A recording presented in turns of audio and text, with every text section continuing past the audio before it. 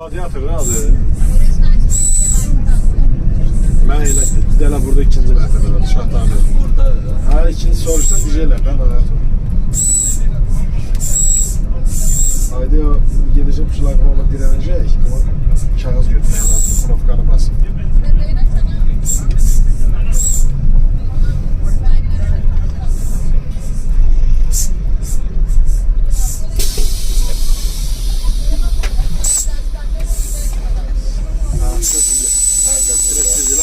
Direkt bak geçir. Hardan kaldı? Bir burada da düşken ben prosu düşebilirim ben.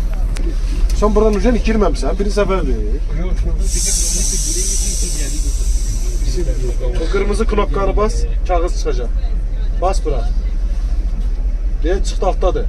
Aşağı bak aşağı. Gel gel. Sizeniki kaldır. Rahat çıkasan. Kulağı başa sala. Filan 5 dəqiqəyə maşın çıxmalıdır. Düşməsəz maşın sürüb gedəcək.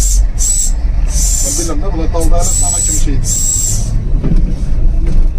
Ondan sonra dəqiqəsi 2 manat deyil.